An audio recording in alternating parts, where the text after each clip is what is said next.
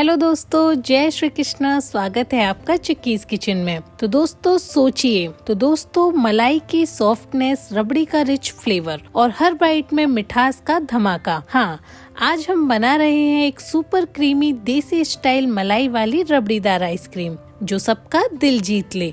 तो चलिए इसे बनाना शुरू करते हैं। रेसिपी जरा सी भी पसंद आए तो चैनल को सब्सक्राइब जरूर करें। तो ये मलाईदार आइसक्रीम बनाने के लिए सबसे पहले हम कढ़ाई में थोड़ा सा पानी डाल देंगे। तो ये पानी हम कढ़ाई में इसलिए डाल रहे हैं जिससे हमारा जो दूध है ना वो तले में बिल्कुल भी लगेगा नहीं। तो अगर आप आइसक्रीम बनाने के लिए दूध को नॉन स्टिकी बर्तन में उबाल रहे हैं तो आप डायरेक्ट भी डाल सकते हैं, लेकिन अगर आप दूध को एल्यूमिनियम या स्टील के बर्तन में उबाल रहे हैं तो उससे पहले आप इस तरह से थोड़ा सा पानी जरूर डालें। ऐसा करने से जो दूध है ना वो तले में लगकर बिल्कुल भी जलेगा नहीं। ठीक है, अब हमने 1 लीटर के करीब उबला हुआ दूध मलाई के साथ ही लिया है। अगर आप चाहें तो इसकी जगह कच्चा दूध भी ले सकते हैं, कोई परेशानी नहीं है।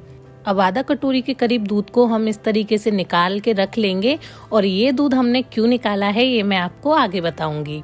तो देखिए दूध में एक उबाल आने लगा है, तो बीच बीच में हमें इस तरह से लगातार चलाते हुए और दूध की मात्रा आधी होने तक हमें दूध को अच्छे से पकाना है। तो देखिए दूध में तेजी से उबाल आने लगा है। तो अब इसके आसपास जो मलाई चिपक रही है और दूध के ऊपर जो बार बार मलाई पड़ रही है उसको हम चमचे से इस तरह से हटाते हुए दूध में ही मिलाते जाएंगे। ऐसा करने से जो दूध है ना वो एकदम रबड़ीदार बनकर तैयार होगा।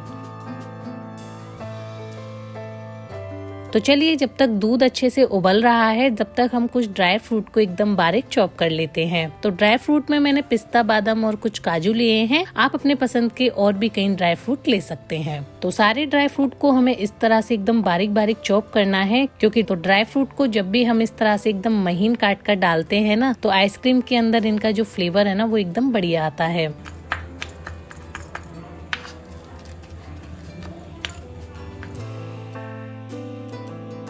तो देखिए जब तक जो दूध है ना वो कितने अच्छे से उबल गया है और पहले से थोड़ा कम भी हो गया है।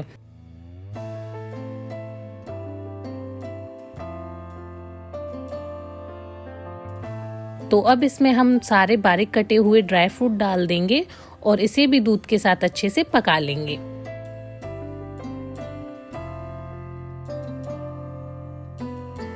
तो देखिए बीच बीच में आपको इस तरह से इसे चलाते हुए पकाना है और जो भी किनारे से मलाई चिपक रही है ना उसे भी हमें बार बार छुटाते हुए इसी में मिलाते जाना है।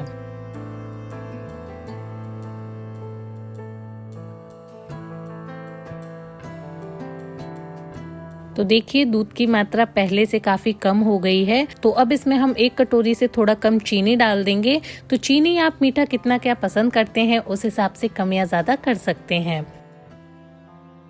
तो चीनी डालने के बाद आपको जो दूध है ना वो बहुत ज़्यादा पतला लगने लगेगा। तो घबराने की बात बिल्कुल भी नहीं है। जैसे जैसे चीनी अच्छे से मेल्ट हो जाएगी और उसके बाद वो पकने लगेगी वैसे वैसे दूध पहले की तरह गाढ़ा होता जाएगा। तो चीनी को हम थोड़ा सा तेज आंच पर पकाएंगे जिससे जो चीनी है वो थोड़ी सी जल्दी पक जाए। और इस बीच ध्यान रखिएगा आपको दूध को लगातार चलाते रहना है।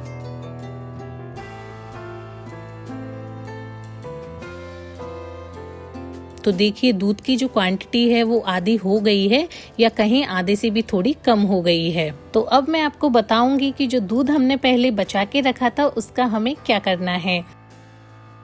तो इस दूध में सबसे पहले हम 1 चम्मच भर के मिल्क पाउडर डाल देंगे और साथ ही इसमें 1 चम्मच भर के फ्रूट कस्टर्ड पाउडर डाल देंगे। जो कस्टर्ड पाउडर मैंने लिया है वो वनीला फ्लेवर का है। ठीक है, अब एक कांटे वाली चम्मच लेंगे और पाउडर को दूध में एकदम अच्छे से मिलाते जाएंगे। इस चम्मच से मिलाने से क्या होता है ना कि जो दूध और पाउडर है वो आपस में एकदम अच्छे से घुल मिल जाता है, बिल्कुल भी गुठलियाँ नहीं बनती। और अगर आपको लगे कि इसमें गुठलियां बन रही हैं तो आप इसे एक छलनी की मदद से भी छान सकते हैं।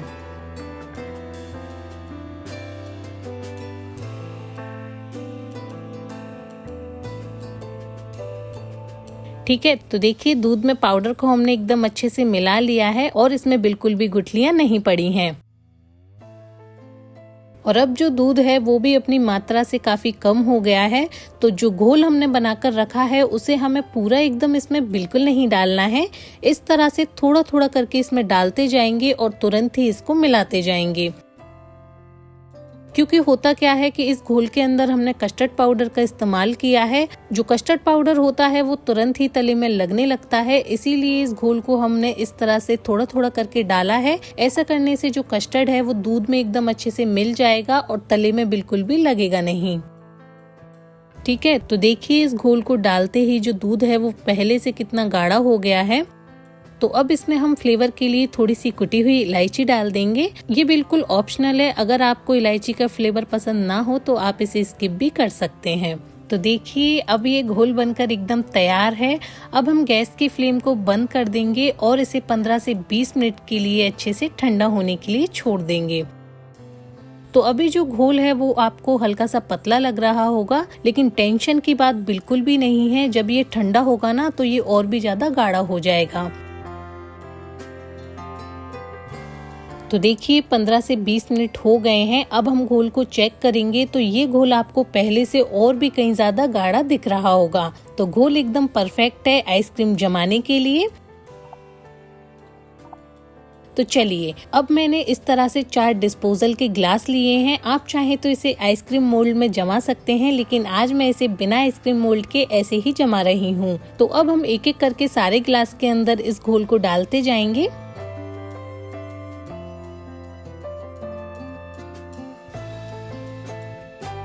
तो देखिए चारों ग्लासों को हमने अच्छे से घोल से भर लिया है। अब जो घोल हमारा बच गया है उसे मैं इस तरह से एक प्लास्टिक के डिब्बे में डाल रही हूँ। अब हम गिलासों को इस तरह से सिल्वर फॉइल से एकदम अच्छे से पैक करते जाएंगे और जो प्लास्टिक का डिब्बा था उस पे भी हम सिल्वर फॉइल लगा देंगे और ऊपर से इसका ढक्कन लगा देंगे। अब चाकू की मदद से हम इस तरह से थोड़े थोड़े होल करते जाएंगे, जिससे जो स्टिक है ना वो एकदम इसमें अच्छे से चली जाए। तो मेरे पास ये चाट खाने वाली स्टिक है, तो जब भी कभी आपके पास आइसक्रीम वाली स्टिक ना हो तो आप उसकी जगह ये चाट खाने वाली स्टिक भी लगा सकते हैं, जैसे मैंने लगाई है। तो ठीक है, तो इसी तरह से हम एक एक करके सारे गिलासों के अंदर ये स्टिक को लगा देंगे। तो अब हम सारे आइसक्रीम के गिलासों को इस तरह से फ्रीजर में 10 से 12 घंटे सेट होने के लिए रख देंगे। तो लीजिए बनकर तैयार है मलाई वाली रबड़ीदार आइसक्रीम। अब इसे हम हाथों की मदद से इस तरह से थोड़ा सा मल लेंगे, जिससे जो आइसक्रीम है वो एकदम आसानी से निकल जाए। अब कैंची की मदद से हम डिस्पोजल को काट देंगे और इसे इस तरह से अच्छे से हटा देंगे। तो देखा आपने, आइसक्रीम जो है वो डिस्पोजल के अंदर बिल्कुल भी चिपकी नहीं है और इस आइसक्रीम को देखते ही आया ना बचपन याद। तो एक एक करके हम सारी आइसक्रीम को इस तरह से निकालते जाएंगे और आइसक्रीम को और भी ज्यादा टेस्टी बनाने के लिए हम पिस्ता की कतरन को इस पे इस तरह से लपेट देंगे। इससे जो आइसक्रीम है उसका टेस्ट तो इनहेंस होगा ही, साथ ही वो देखने में और भी ज्यादा अच्छी लगेंगी।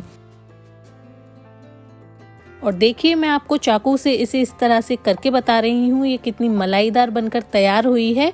काफी लोगों की शिकायत होती है ना कि आइसक्रीम बिल्कुल बर्फ बर्फ जैसी जमती है, तो ये वैसी बिल्कुल भी नहीं है, एकदम रबड़ीदार बनकर तैयार हुई है। तो मैं उम्मीद करती हूँ कि मेरी आज की रेसिपी आप सभी को जरूर पसंद आई होगी। अगर आपको मेरी रेसिपी अच्छी लगे तो वीडियो को लाइक करें, कमेंट करके जरूर बताएं और अपने फ्रेंड्स एंड फैमिली में शेयर जरूर करें। और आगे भी ऐसी मजेदार और आसान सी रेसिपीज देखने के लिए आप अपने चैनल चिक्कीज किचन को सब्सक्राइब करना बिल्कुल न भूलें। धन्यवाद। मिलते हैं आपसे ऐसी ही नेक्स्ट रेसिपी के साथ। जब तक के लिए जय श्री कृष्णा।